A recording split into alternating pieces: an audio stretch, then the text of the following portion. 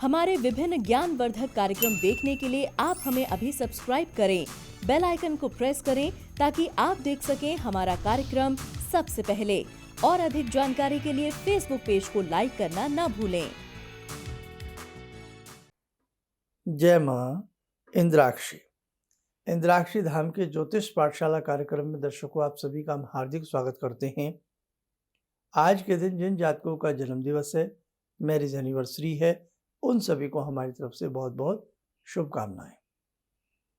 आज हम बताएंगे कि राशियों का स्वभाव क्या होता है और जो हमारी 12 राशियां होती हैं वो 12 राशियां दिखने में कैसी लगती हैं। मतलब जैसे वृश्चिक है तो वो बिच्छू की आकृति की होती है, इस प्रकार से उनकी आकृति के बारे में हम आपको समझाएंगे। और इसी के साथ साथ आपको ये भी पता लगेगा कि जैसी जिस राशि की आकृति होती है, करीब करीब वैसा उस व्यक्ति का स्वभाव भी होता है। जन्म की राशि ही इस बात के ऊपर विशेषता सत्यता प्रकट करती है, ये ध्यान रखें। आज के इस चैप्टर में जो भी ज्योतिष सीखने वाले हमारे छात्र हैं, जो भी हैं, बंधुवर हैं, इसमें इस बात का ध्यान रखना, ये सारी परिभाषाएं वहीं पर काम आएंगी जिनकी वास्तविकता के साथ जन्म की राशि जो है वो बनती है। ऐसे नहीं कभी आप सोच लें कि 22 तारीख से जन्मे और 25 तारीख के बीच में जन्मे लोगों की ये राशि होती है। अंग्रेजी हिसाब से वो फॉर्मूला यहाँ नहीं चलेगा। वैदिक ज्योतिष के आधार पे जब व्यक्ति जन्म लेता है और जिस दिन उसका जन्म होता है उस दिन चंद्रमा जिस राशि पर होते हैं वही उसकी जन्म की राशि होती है। उस आधार पर हम आपसे बात करेंगे। तो आइए फिलहाल आज का पंचांग देखते हैं। 16 मई सन 2021 दिन रविवार, बैसाख मास, शुक्ल पक्ष, संवत 2078, तिथि चतुर्थी, नक्षत्र आर्द्रा, राहु काल 4:30 से 6, दिशा सूल पश्चिम दिशा। अब हमारी कितनी राशियां होती हैं? केवल 12 राशियां होती हैं। 12 राशियों में हमने आपको सब कुछ लिखवा रखा है पहले से ही। जो कर्म जैसे जिस राशि का रहेगा वो वैसे ही रहेगा। यानी कि पहली राशि कौन सी, अगर कोई आपसे पूछे तो आप फौरन बताएंगे मेष राशि। आपसे पूछे पंचम राशि कौन सी है 12 राशियों में, तो आपको तुरंत याद आ जाना चाहिए कि पंचम राशि यानी कि 5वें स्थान की राशि सिंह होती है। 7वें स्थान की राशि एकदम याद करो, तुला। 8वें स्थान की राशि स्कॉर्पियो, वृश्चिक।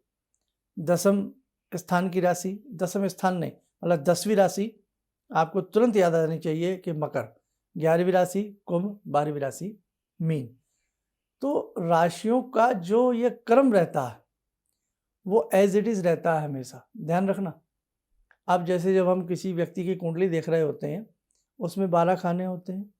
12 खानों में संख्याएं सब जगह अलग अलग होती हैं। तो जैसे किसी खाने में 5 संख्या लिखी है तो इस भाव का स्वामी 5 संख्या लिखी है, कौन हो गया? पंचम राशि कौन सी होती है? सूर्य। सिंह राशि होती है और उसके स्वामी कौन होते हैं? सूर्य। तो पंचम भाव का स्वामी यहाँ कौन हो गया? सूर्य। ठीक है। अब जैसे हमें जन्म की राशि देखनी है किसी व्यक्ति की, तो हमने कहा कि जब व्यक्ति पैदा होता है तो उस दिन चंद्रमा जिस राशि पर होते हैं वही उसकी जन्म की राशि होती है। चंद्रमा देखा किस नंबर पर है? चंद्रमा लिखा है 4 नंबर के साथ। तो यहाँ देखो कितना कर्म काम आता है। चौथे नंबर कौन सा होता है? चौथे नंबर की राशि कौन सी होती है? कैंसर, कर्क। तो इसकी जन्म की राशि कौन सी हो गई? कर्क।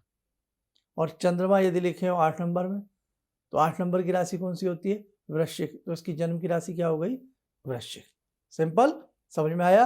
अब देखो, राशि जैसी जिसकी जन्म की होगी, ये जन्म की राशि की बात कर रहा हूँ, वैदिक ज्योतिष की बात कर रहा हूँ आपसे। अब नाना भांति की ज्योतिषें चल रही हैं, मैं उसकी बात नहीं कर रहा, मैं सिर्फ वैदिक ज्योतिष की आपसे बात कर रहा हूँ, जो वास्तव में हमारे ऋषि मुनि जो ज्योतिष हमें सिखा गए या जिस ज्योतिष के आधार पर वो गणना किया करते थे। जैसी व्यक्ति की राशि होती है वैसा उसका स्वभाव होता है। अब जैसे मेष है, मेष राशि की आकृति का जो अस्तित्व है वो आकाश मंडल में कैसा है, कैसा दिखता है, वृषभ राशि का अस्तित्व कैसा दिखता है? हालांकि ये सारी बातें 90% लोगों को मालूम है, लेकिन जिन्हें नहीं पता या पता भी हैं तो एक परिभाषा के रूप में आप लोग लिख लें, आपके लिए बहुत अच्छा रहेगा। आइए अब मैं आपको लिखवाता हूँ। राशि स्वरूप, यानी कि राशियों का क्या स्वरूप होता है। मेष, वृष, कर्क, सिंह, वृश्चिक, कुंभ आदि राशियां आकाश में उसी प्रकार का स्वरूप या आकार बनाती हैं जैसा कि इनका नाम होता है। आइए देखें नीचे अब राशियां हम। नंबर 1, मेष जो राशि है इसका आकार कैसा होता है? मेढ़ा, मेढ़ा के समान इसका आकार होता है। वृष, इसका बैल के समान आकृति होती है, आकार होता है। मिथुन, वीणा धारी पुरुष व स्त्री के जोड़े के समान। कर्क, केकड़ा के समान। सिंह, शेर के समान। कन्या, एक कुमारी कन्या के समान। तुला, तराजू को उठाए हुए लड़की के समान। वृश्चिक, बिच्छू के समान। धनु, राशि का पूर्वार्ध धनुषधारी पुरुष के समान व पिछला हिस्सा घोड़े के समान दिखता है। मकर, हिरण के मुख वाले मगर के समान, मगरमच्छ भी कह सकते हैं, या हिरण के मुख वाले मगर के समान। कुंभ, खाली घड़ा कंधों पर लिए हुए पुरुष के समान, खाली घड़ा। मीन, दो मछलियों के समान जिनके मुख व पूंछ विपरीत दिशा में स्थित हैं। ये इन राशियों का आकार है, स्वरूप है। तो ये आपने अभी स्वरूप राशियों का देखा। अब ये आकार हमें समझ में आ जाना चाहिए कि इस व्यक्ति की जन्म की ये राशि है, इस राशि का आकार प्रकार, उसका स्वभाव इस व्यक्ति के अंदर आएगा। मीन है, मछली है। मछली किस चीज़ को चाहती है? जल को चाहती है, जल में रहती है। तो कहीं ना कहीं जल से संबंधित बहुत सारी बातें उस व्यक्ति के अंदर आपको प्रतिबिंबित होंगी। जल से या तो वो डरेगा या प्रेम करेगा, और बहुत सारी बातें मैं आगे आगे चैप्टर में बताऊंगा आपको। सिंह है, वनचर है, वन में रहता है ना, और किस प्रकार की उसकी नेचर है। बिच्छू है, बिच्छू की नेचर किस प्रकार की है ना। तो ये आपकी राशि, तभी हम बार बार कहते हैं कि राशि किसी व्यक्ति का स्वभाव बता सकती है, उसकी प्रकृति गुण बता सकती है, लेकिन किसी राशि को देख करके किसी व्यक्ति का भविष्य नहीं देखा जा सकता। सिर्फ उसकी स्ट्रक्चर, उसकी बनावट, उसका स्वभाव हम देख सकते हैं अगर जन्म से उसकी ये राशि है। वैदिक ज्योतिष के हिसाब की हम बात कर रहे हैं, है ना। अब देखो, राशियों के स्वभाव भी होते हैं। कुल राशियां कितनी हैं? 12। इन 12 राशियों को बांटा गया है, जैसे चर स्वभाव, स्थिर स्वभाव, द्विस्वभाव वाली राशियां।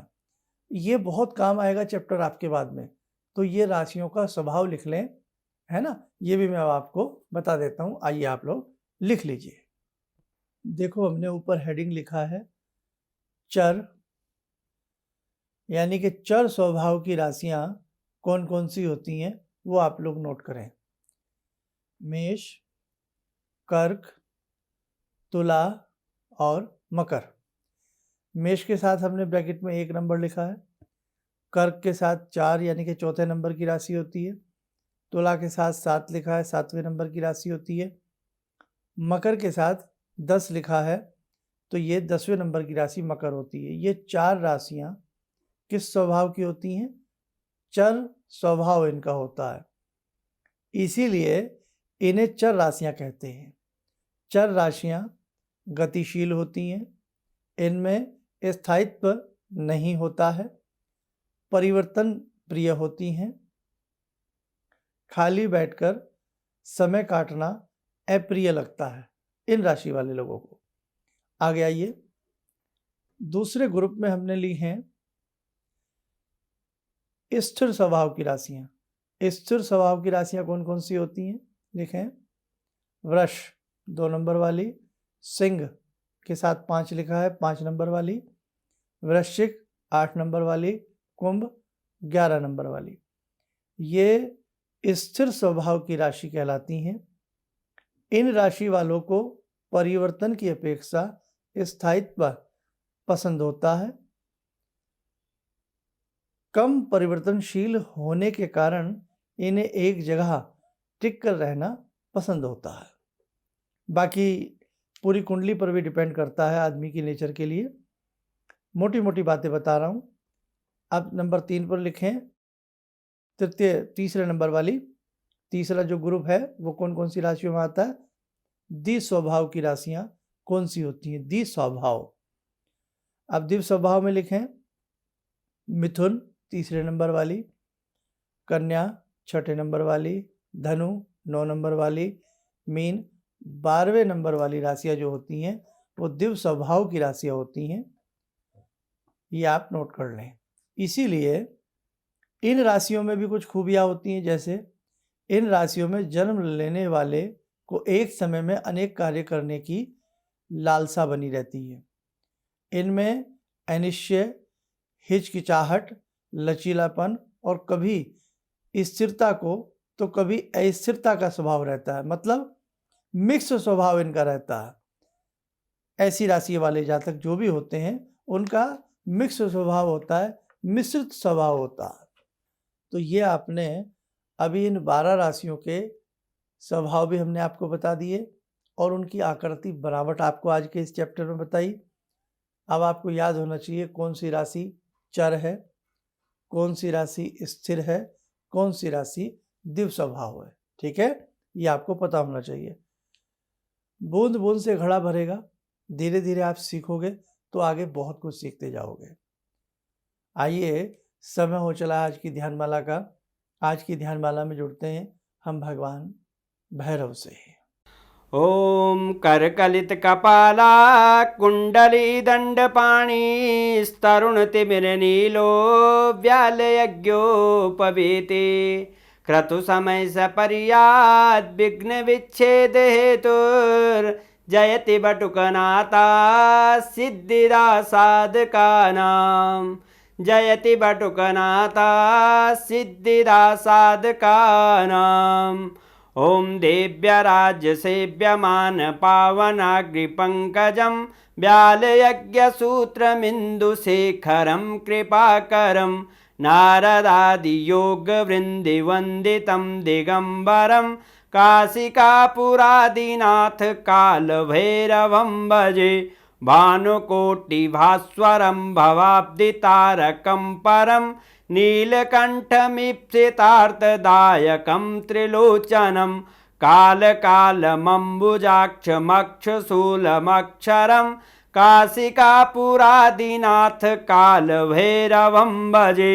शूलटङ्कपाशदण्डपाणिमादिकारणं श्यामकायमादिदेवमक्षरं निरामयं भीमविक्रमं प्रभुविचित्रताण्डवप्रियं काशिकापुरादिनाथ कालभैरवं भजे। भुक्तिमुक्तिदायकं प्रशस्तचारुविग्रहं भक्तवत्सलं स्तमस्तलोकलोकविग्रहं भूतसङ्गनायकं विशालकीर्तिदायकं काशीवासलोकपुण्यपापशोधकं विभुं नीतिमार्गकोविदं पुरातनं जगत्पतिं काशिकापुरादिनाथ कालभैरवं भजे।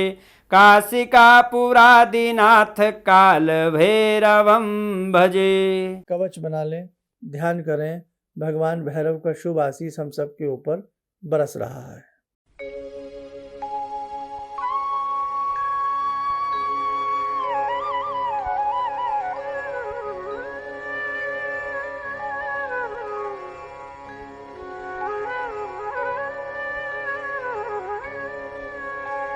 ओम बोलते हुए नेत्र खोलें। जब हमें पूरी ज्योतिष पढ़नी आ जाती है या कुछ कुछ हमें बहुत कुछ आने लगता है, तो आप स्वयं अपनी कुंडली पढ़ सकते हैं, अपने बच्चों की देख सकते हैं। और ज्योतिष पूरा एक गणित है। अब जो यहाँ ज्योतिष के हमारे विद्यार्थी हैं उनको थोड़ा थोड़ा समझ में आ रहा होगा, पूरा का पूरा गणित है। अब आगे आगे ये तो अभी मैंने आपको जो बताया है ना अब तक के चैप्टर में, अभी ज्योतिष का ये 1% मात्र है। अब बताइए 99% अभी आपके चैप्टर, आपका कोर्स बाकी है। तो सोचो आप, है ना। बहुत लोग तो 1% में भी सोच रहे होंगे अभी बहुत कुछ हो गया है। नहीं साहब, अभी आपको धीरे धीरे बहुत कुछ सीखना है। दूसरी बात, आज शाम को 7 बजे विशेष प्रकार की स्तुति रहेगी। स्तुति का नाम है श्री उग्र तारा कवच। उग्र तारा कवच सुनना, पढ़ना सेहत के लिए, मनोकामनाओं के लिए, कुटिल ग्रहों की दृष्टि से बचने के लिए बहुत जगह कार्य आता है। इसलिए आज शाम की जो ये कवच वाली स्तुति हम पढ़ेंगे, इसमें आप स्वयं भी जुड़ें, औरों को भी जोड़ना न भूलें। और ये जीवन है, इस जीवन में मेरे साधकों, मेरे दर्शकों, कुछ ना कुछ हमें सीखते रहना चाहिए, करते रहना चाहिए। कल हम आपको भगवान शिव के 10 अवतारों के नाम बताएंगे और उन 10 महाशक्तियों के नाम, 10 महाशक्तियों के भैरव के नाम होंगे। कल का चैप्टर आध्यात्मिक दृष्टि से बहुत अच्छा होगा, तो कल का चैप्टर भी सुनना और देखना ना भूलें। इन्हीं शब्दों के साथ हम अपनी वाणी को विराम देते हैं। जय मां इंद्राक्षी।